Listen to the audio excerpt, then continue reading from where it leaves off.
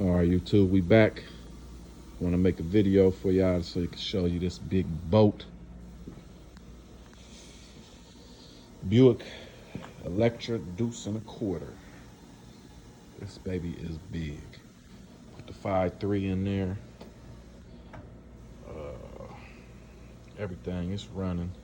It's got to go to Cincinnati drive line, get a drive shaft made, then to the exhaust shop, get the exhaust bent and hooked up to the headers. The customer wanted a clutch fan on it, so when the computer was sent off, everything was deleted out of the computer, the VATs, rear O2s, all of that stuff, but he wanted the clutch fan on there for some odd reason, so we got the mass airflow sensor here. The truck,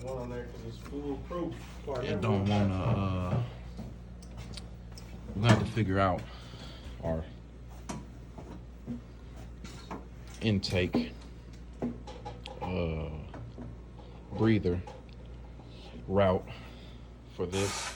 The Chevy truck come with the plastic one that hugs the block and comes over. We're gonna try to figure something out. Maybe use one of those modified, or we're gonna figure something out because this ain't working. This ain't gonna work. This car has to have this mass airflow sensor. Hold this right here. I started up. We got the radiator in there. Couldn't find a radiator for this car, so this is an 83 box Chevy radiator. Went down in there. These brackets we had laying around the shop were actually from bumper brackets off a Charger, Dodge Charger. Walled the fins out a little bit, didn't mess the radiator up, just spread the fins, put the bolts through there, they bolt. You can see the bolt, it's holding the fan shroud, everything. So the radiator is nice and tight. Hold on, I started up for y'all. There's a death trap right here. Ready? Yeah, go ahead, hit it.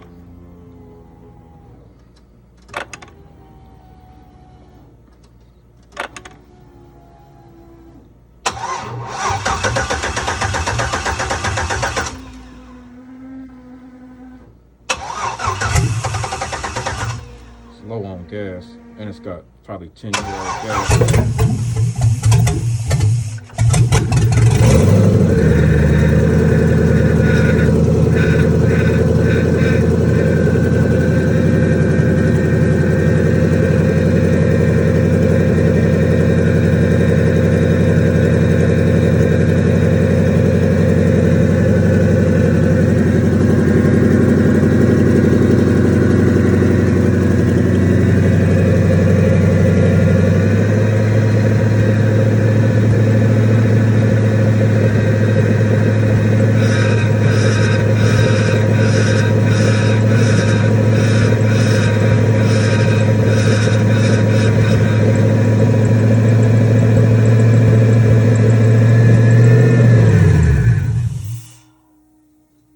Got a little air in the power steering pump. We'll get all of that out of there.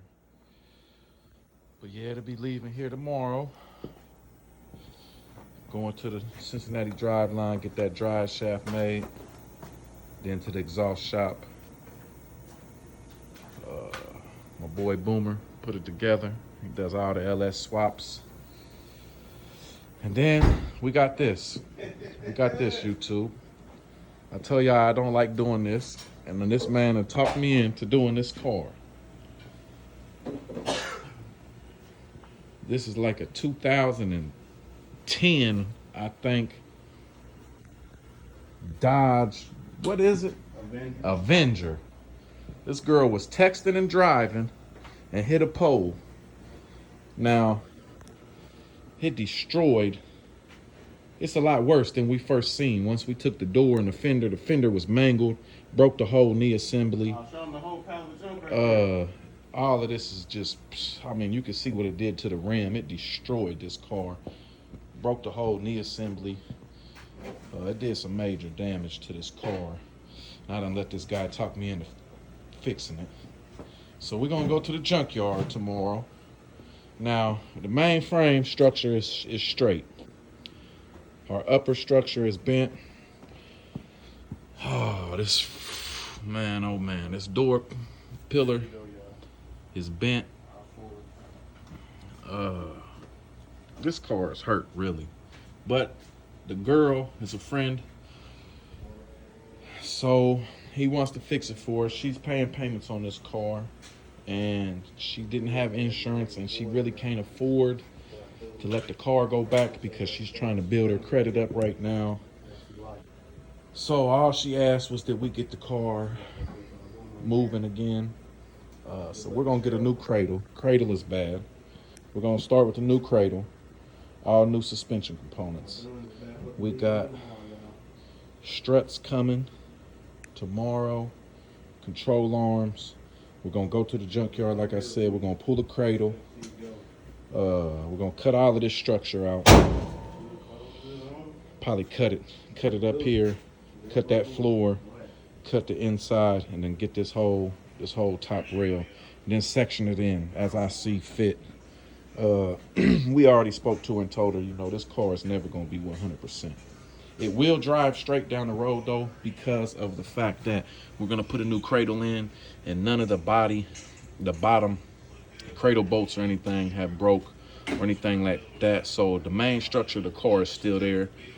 It's still straight. Like I said, the bottom frame rail is still straight. The strut pocket is still straight. So the car will drive straight down the road. I told her we will fix this the best we can. We don't have a frame rack. We don't have everything that, you know, big body shops that would have this kind of job would have. So we're gonna use a porter power, a lot of cutting, beating, heating, everything, and get this structure pulled out as much as we can and weld a new piece in there, just so her door can open and close. But yeah, that's where we're at, YouTube. Surprisingly, it didn't even mess the door up. It bent the hinges, but it didn't tear the door up. So, you know, I guess there's a light at the end of the tunnel, if you could say that. But this is where we at. Oh, one more thing. Everybody been asking about the Malibu. The Malibu is coming. I am gonna be bringing my frame up here to the shop soon. Maybe this week. Maybe this week. So, I think I made a video before. My sign that was cut out, Midwest Custom sign. So it just came back from powder coat. I bought this little trinket, little J thing. My name is John, so I bought this at the dollar store. Our buddy that does the powder coating, he has a variety of colors over there. So what I wanted to do, I wanted to have two things powder coated. Let me set this in the light for y'all, so you can see better. I wanted to have two things powder coated with these two colors, so that I could set them just like this next to each other and see how well these two colors went together. This is a vibrant, I think he called it a vibrant purple or vibrant violet or something. And this is called a aqua candy. Both of them is powder coat. So I got that. He did those for me. That way, you know, just like I said, I could see the contrast of the two colors. So the idea is he's having a oven built right now.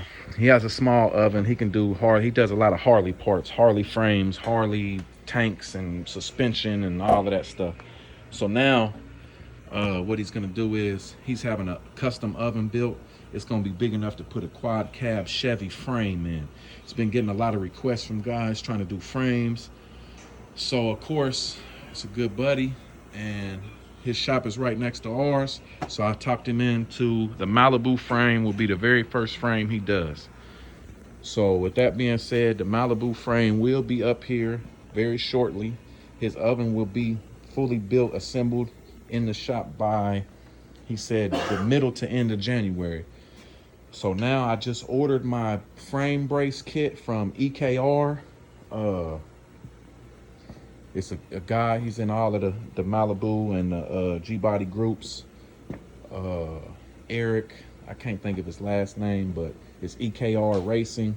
He makes the frame brace kits. He makes the rear end kits. I mean, he makes a lot of nice stuff, man. I'll try to get the link and post it in here. But I ordered the frame brace kit that has the braces that go in the middle of the G-body frame. It comes with the custom cross member. It's adjustable. You weld it in yourself. So I'm going to be running a 604 L80 combo in the Malibu.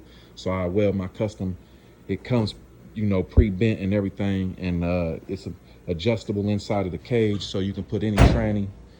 So I'll be showing you guys that soon. Now the only other thing is to decide which color the frame is going to be. One of these two colors, I'm going to go the whole frame, and then the opposite color is going to be all my suspension parts. I'm saving up right now for the $4,000 UMI stage 3.5 suspension kit that comes with all of the control arms, the trailing arms, the shocks, the coilovers. It's basically the complete kit.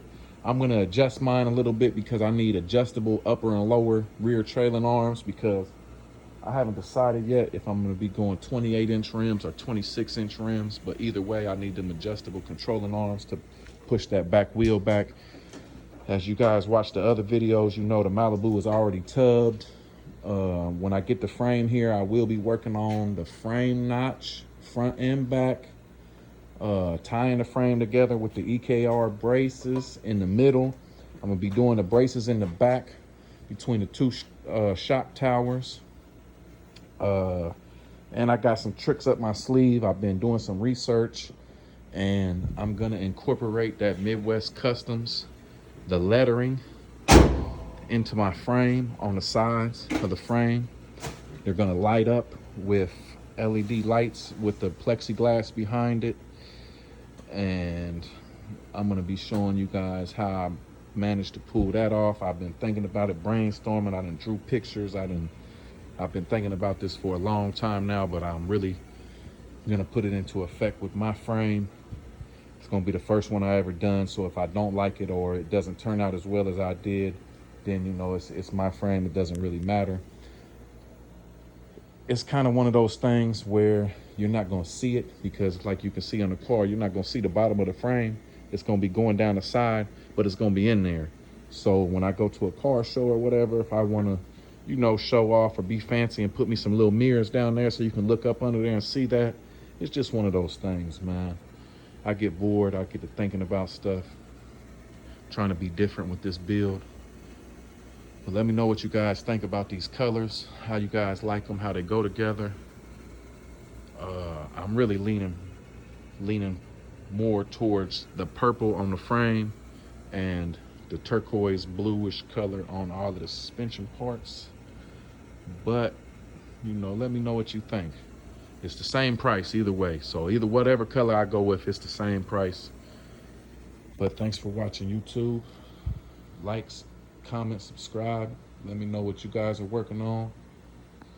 Have a happy holidays if I don't make a new video, or happy new year. Everybody be safe.